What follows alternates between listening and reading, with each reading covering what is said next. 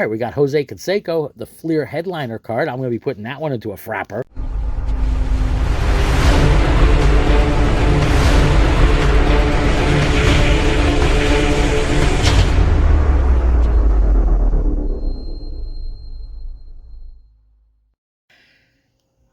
Hey there, y'all. Bunkle here. Hope you've been having a great day. Hope every day is a blessed day for you and y'all.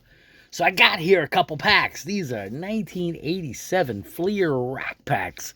Now, 1987 Fleer rack packs have 3 wax packs in a rack pack. I mean, pretty cool way of doing it. Look, exciting. Collector's album offer on back.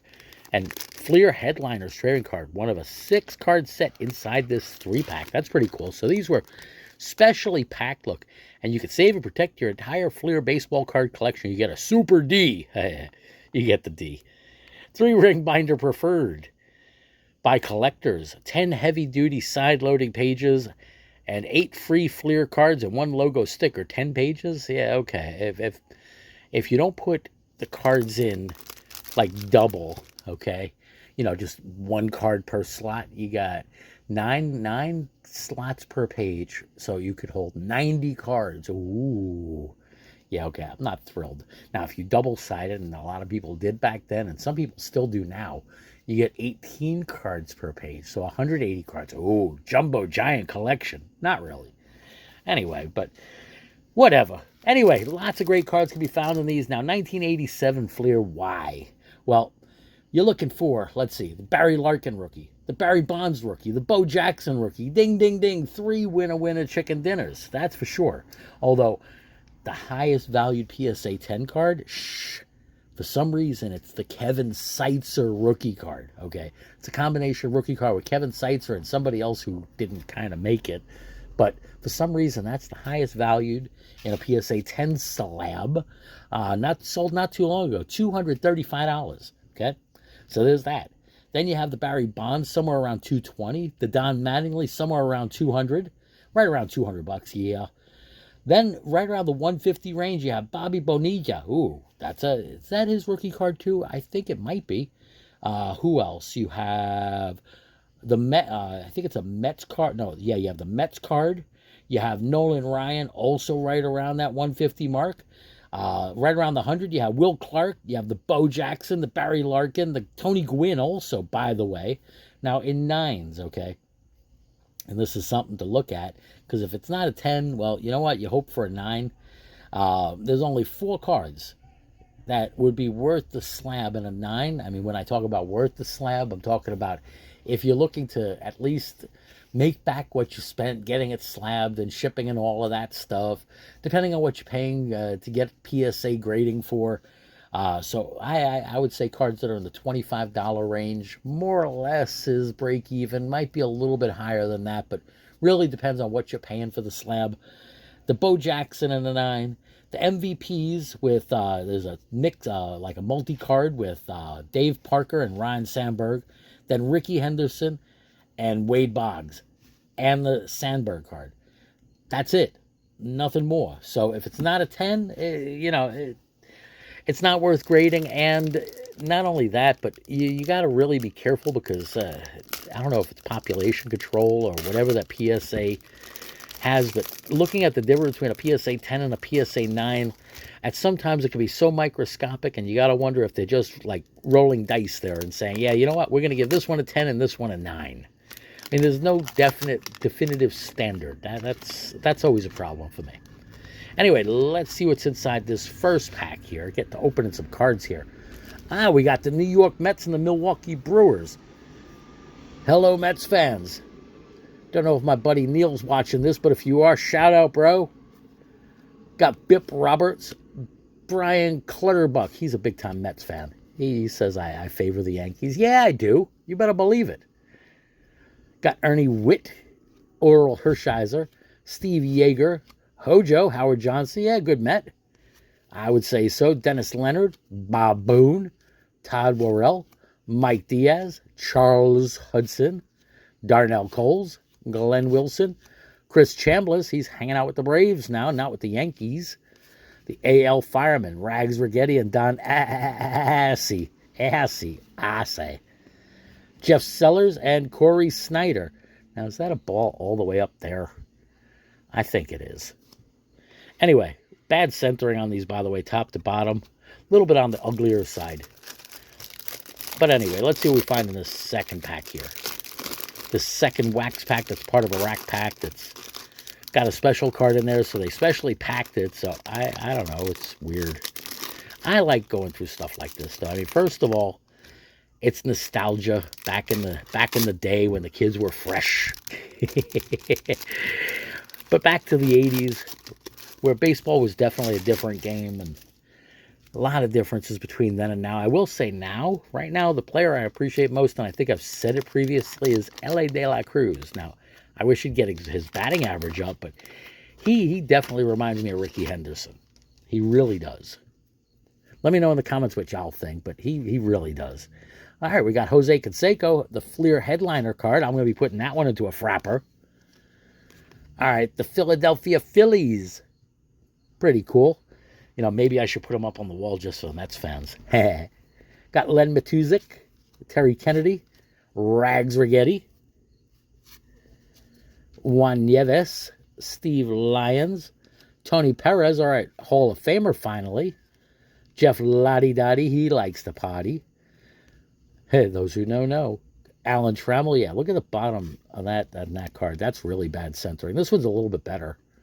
Tom Browning, Jerry Royce, Bruce Sutter, another Hall of Famer at least. Shane Rowley, Jorge Orta. Yeah, the centering on these is, wow, ugly. Keith Hernandez, Tim Conroy, Mitch Williams, and Wayne Krenchicki. Anyway, we got a couple to frapper up here. I'll get the Wall of Fame started. Thank you very much. Got Bruce Sutter, Alan Trammell, horribly centered. The top to bottom on that, yeah, these are ugly. Real ugly. See, I'm not really good on top to bottom centering, but I know ugly when I see it. I look in the mirror and I say, ew. And if the card looks worse than me, well, then it's ew. All right, there we go. Now let's get this pack number 3 open from this first rack pack. I'd say, you know, maybe the second rack pack is going to be better than the first. I think so. I feel that in my bones. It can't be much worse. Well, yeah, it could. But anyway, we won't go there. Got the St. Louis Cardinals. Lamar Hoyt, winning ugly. Dennis Rasmussen. Rob Deere. Joel McKeon. Sal Butera. Bob Forsch. Kirk Gibson. Buddy Bell. Bill Caudill, Ted Simmons, Luis Aguayo, Bud Black, Rick Aguilera, not Christina Aguilera, that's Rick Aguilera, Ken Daly, Toby Harrah, Mike Fitzgerald, looks like he's ready to hang out in the dugout some more, and Pat Tabler. All right, well, that third cell, that third wax pack in that rack pack was definitely not the best one. You know, I don't even need the knife. I don't know why I'm using it. I could just, like, rip this open and get all 3 wax packs out of here. I will say that, as far as wax packs, Fleer definitely beat Topps because there's no, like, wax damage to the cards. So that's pretty cool. I mean, I've seen some Fleer packs that do have some wax damage, but nowhere near as bad as Topps for some reason. All right. Let's see, I'm going to grab that one first because I still have it in my hand. And I think this one's going to be better than the last one because just pulling 4 cards out of a rack pack, I'd have been disappointed back in 1987, and I'm disappointed now. So this one's going to be better. All right, we got Jimmy Rice, Hall of Famer. Nice way to start that off. The Reds and the Angels. Got Ron Hassey, Kelly Downs, Larry Sheets, Zane Smith, Rob Thompson, Randy Bush. We got Bush. Pat Sheridan, Jim Morrison, Lee Lacy, Jerry Mumphrey, Phil Bradley, Chuck Carey, Pete O'Brien, Cecilio Guante, Alan Ashby, and Bruce Bochy. Now, he definitely... I'm not going to comment on the 80s style looks much, but yeah, dude... After your career, you became a social studies teacher. You were driving that white van around parking lots. Those glasses, you looked worse than Ron Kittle did. I don't know. Ron Kittle was a great player, at least in the minors, and then had back injuries. But dude, you look really like, wow, wow. That's all I can say is wow. All right, we got the Angels and the Cardinals. We just saw the Angels. All right, we got Dave Winfield, Hall of Famer. Okay, Rockin' Robin Yount, Hall of Famer. We got two. And as always, what do we get to do? We get to celebrate the checklist. Celebrate the checklist. We got the Oakland A's, the San Diego Padres, the Los Angeles Dodgers, and the Baltimore Orioles checklist. Glenn Braggs, don't brag too much. Mickey Tettleton, Darrell Evans, Eric Davis. Now that's nice. And the centering on this is getting better. And I think I should frapper up the Eric Davis. Dr. K and Super K. Gooden and Clemens. Sweet card there. And look, the centering on that's actually getting much, much better now. All right, we got Jackie Gutierrez. We got Ricky Henderson. Sweet. Very nice. Now, would that be possibly a 9? I think so. Would it be a 10? I don't know, but I'll frapper him up. He's definitely getting frappered. Steve Balboni. Roger McDowell. Jim Wolford, Roy Lee Jackson, Smell Hall, Tim Wallach, and nope, not the one we'd be looking for. This is Ralph Bryant and Jose Gonzalez. All right, let's get some frappers on these. The Ricky's going to get a frapper and a top load, I'd say, because that one looks very, very nice. And if it's a 10, I don't know what the 10 on that is, but I know the 9 is over 20. So if it comes back at least a 9, well, you know what? That might be flippable. If it comes back a 10, well, woohoo, then it's definitely flippable. But I don't know. That'll stay in the humongous stack of cards that I have for possible grading. Although looking at the centering on this one compared to that one, maybe it won't even come back as a 9 top to bottom. So decisions. I think I have a couple boxes right now that might be like 2,500 cards deep that are, in my mind, at least at first and second glance, eligible for potential grading. So there's a lot of cards in there. So next time I send in, I might be sending in an SGC actually, because there's some cards I picked up and I showed them off in another video. But I think just SGC for the turnaround and what they are. I think, you know what, they might go SGC, not PSA, because I don't think I'll get them in by the end of the month. Because PSA right now is having a special on like old vintage cards, and I don't know if, first of all, if I would have 10 that I would really send in for grading. That's what you need to do to get the special price. And I also don't know if I want to wait. I think they say it's average estimate right now on that 75 days or something like that. That's 2.5 months. That's a long time to get your cards back. So I don't know if I'd want to do that. All right, we got the Expos and the Orioles. I'm seeing Andy McGaffigan, Chuck Finley, Dennis Lamp, Pedro Guerrero, Lloyd Mosby, Steve Sachs, Tony Walker, Ron Darling, great pitcher with the Metsies, that's for sure. I mean, him, El Cid, just tough luck pitching for the Mets, except for, of course, 86, but tough luck. I mean, losing teams, and they were really great arms, that's for sure.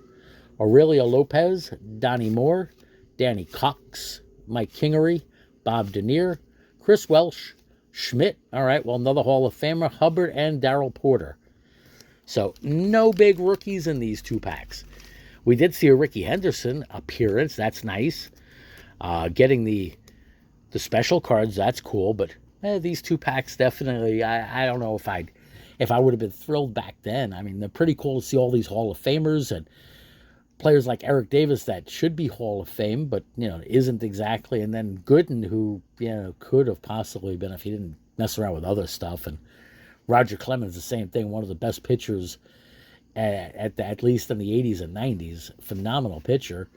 But, 80s, 90s, and then early to mid-2000s. I mean, absolute domination, but got mixed up in some of the stuff from those times also, but different kind of stuff than what Doc did. I mean, Doc's kind of messed up his career and all of that. Him and Strawberry, and they probably hung out with Keith Hernandez too much. But Anyway, what do I know?